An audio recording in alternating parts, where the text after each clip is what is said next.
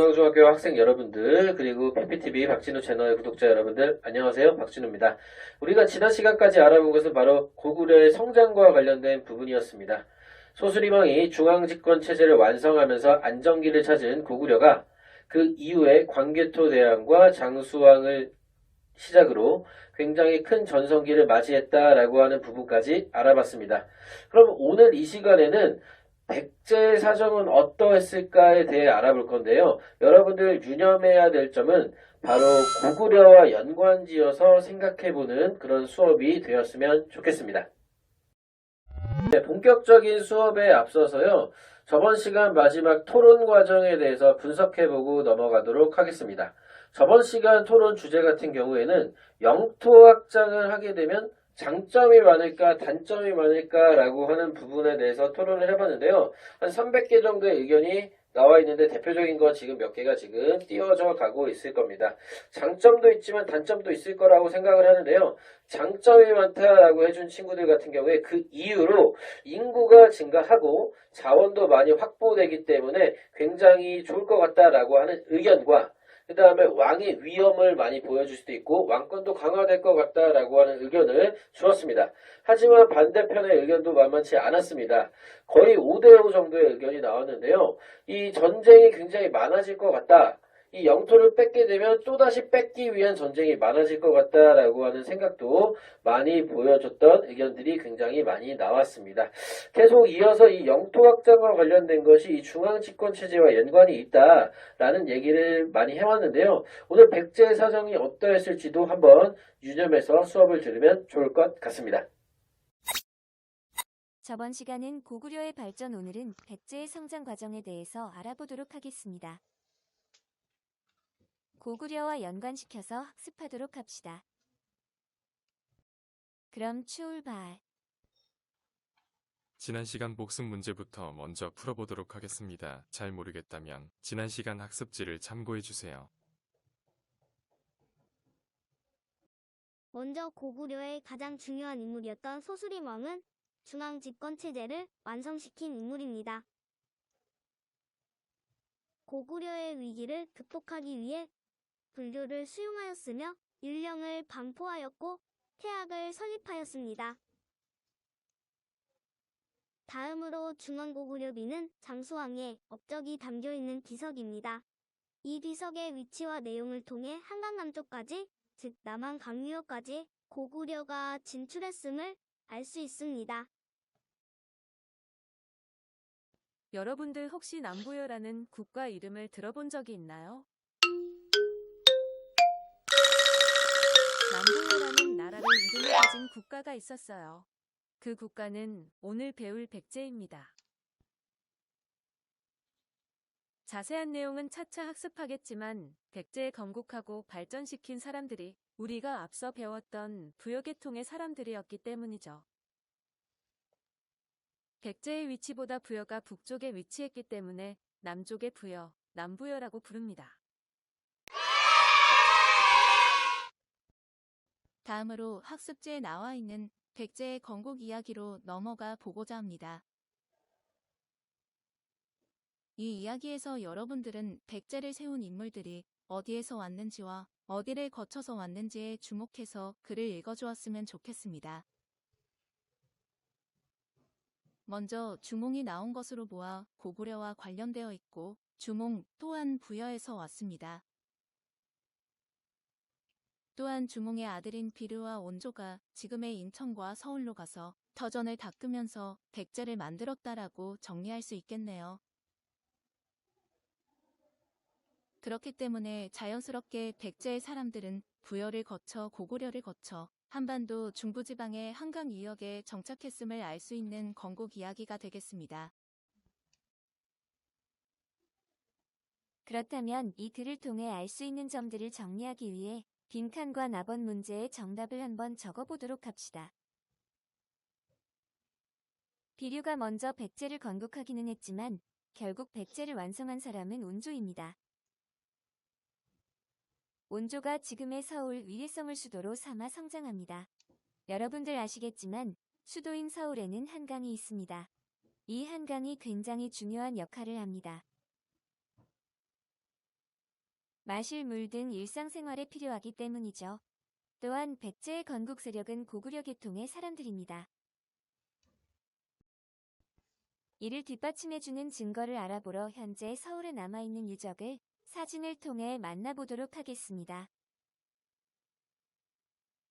자, 여러분들 학습지 맨 아래 부분을 보면 두 가지 사진 자료가 나와 있을 것입니다. 왼쪽은 고구려의 전통적인 계단식 돌무지 무덤이고요. 오른쪽은 서울 서촌동에 있는 돌무지 무덤입니다. 두 무덤의 방식이 굉장히 흡사합니다.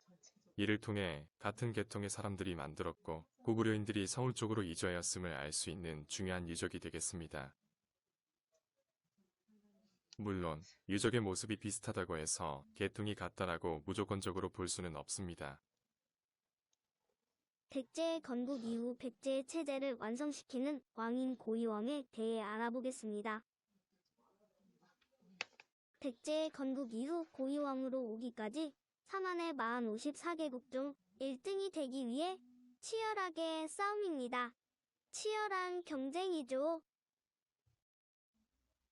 또한 법률을 만들고 관등제, 관복제를 만들어 중앙 집권체제를 완성하게 됩니다. 고구려의 소수림 왕과 비슷한 모습입니다. 중앙 집권 체제를 완성한 고이왕의 역할을 알 수 있는 사료입니다. 좌평이라고 하는 중요 관직을 6명을 둔 것과 품이라고 하는 관리의 등급 단계를 만든 것으로 와 관등제가 정비되었음을 알 수 있습니다. 또한 관리의 등급에 따라 옷 색깔이 다른 관복제가 만들어져 있었음을 알 수 있습니다. 6가평, 16관등, 관복제를 통해 백제의 귀족들이 중앙의 질서에 들어와 국가체제를 만들었음을 알 수 있습니다. 고구려의 소수림 왕의 체제 완성 이후 광개토대왕이 나오는 것처럼 백제도 비슷할까요? 교과서 신도 쪽을 참고하여 학습지의 빈칸을 채워보도록 합시다. 조금 이따 만나요. 고이왕의 중앙집권 체제를 만든 이후 단단해진 백제는 4세기, 즉 300년 중반인 근초고왕 때 빠르게 전성기를 맞습니다. 고구려의 광개토대왕 장수왕이 5세기라는 것과 비교하면 말이죠. 근초고왕은 현재 충청도 전라도 지역에 있는 마한의 영역을 모두 흡수하여 전라도 곡창지대에 안정된 식량을 확보합니다. 또한 가야와 고구려를 공격하여 현재 북한의 영토 일부를 확보할 정도로 무서운 기세를 보입니다. 황해도를 확보한 근초고왕은 바닷길을 확보하여 배를 통한 해상교역을 원활히 할 수 있게 됩니다. 이를 통해 중국의 요서 지역까지 진출하여 백제의 위상은 동아시아에 펼쳐지게 됩니다. 그래서 중국과 백제 그리고 가야 그리고 일본으로 이어지는 교역길을 만들어 발전된 문화를 수입과 수출이 가능해지게 됩니다. 이러한 백제의 발전은 끝이 보이지 않을 정도로 무시무시했습니다. 지도를 통해 만나보시죠. 백제 최고의 전성기를 맞이한 근초고왕 시기 어느 지역까지 영향력을 발휘하였는지 봅시다.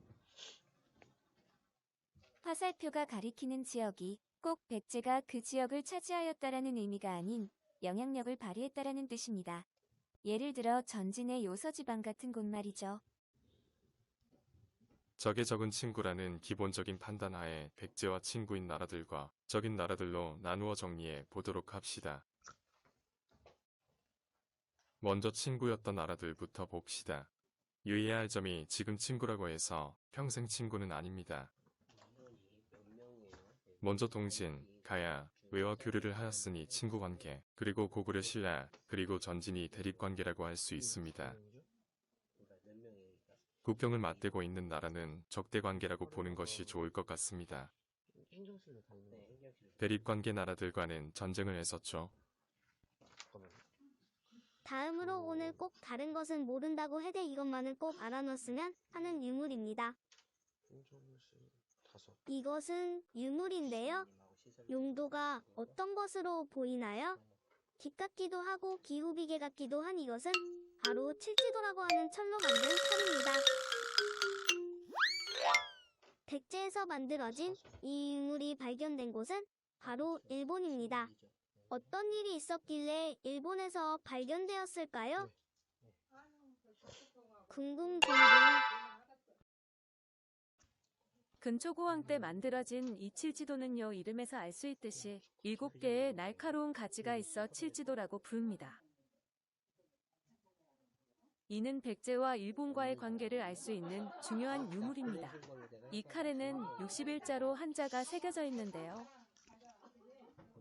이 61자의 내용을 두고 백제는 일본에게 아랫사람이라 판단하고 주었다라는 의견과 백제가 일본에게 바쳤다라는 의견이 대립되고 있습니다. 중요한 건 백제의 철기 제작 기술이 우수한 모습을 보였다는 점과 일본과 백제가 관계가 깊었다라는 점을 알 수 있는데요.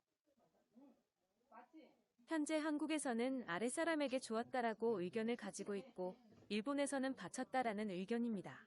이런 논쟁을 왜 하는 것일까요? 오늘의 토론 주제가 되겠습니다. 다음 질문은요. 백제가 고구려나 신라에 비해 빠른 전성기를 맞는데요. 왜 그럴지 생각해 보겠습니다. 앞서도 충분히 이야기했지만 2가지 이유 때문으로 요약할 수 있을 것 같아요. 먼저 한강 이역을 바탕으로 한 안정된 농경과 철기 문화 때문이라는 첫 번째 이유. 또한 중국과 일본과의 지속적인 교류로 성장할 수 있었을 것이라고 보통 추정합니다.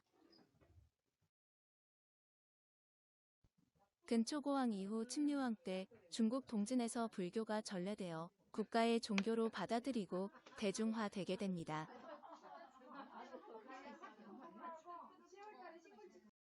하지만 기쁨도 잠시 고구려의 안정기와 전성기가 찾아오면서 백제는 복수의 칼날이 다가오게 되는 위기가 아이고 무서워라. 신세 쪽을 보고 빈칸을 채워봅시다. 5세기 고구려의 광개토대왕과 장수왕의 공격으로 큰 위기에 빠지게 된 백제는 함께 맞서 싸울 동맹국으로 신라를 찾고 중국의 국위의 도움을 요청합니다. 하지만 강력한 공격의 수도가 함락되고 왕까지 전투에서 전사하는 엄청난 위기를 겪게 됩니다. 나라를 유지하기 위해 한강 이역을 포기하고 남쪽으로 이동하여 옹진으로 수도를 옮기게 됩니다.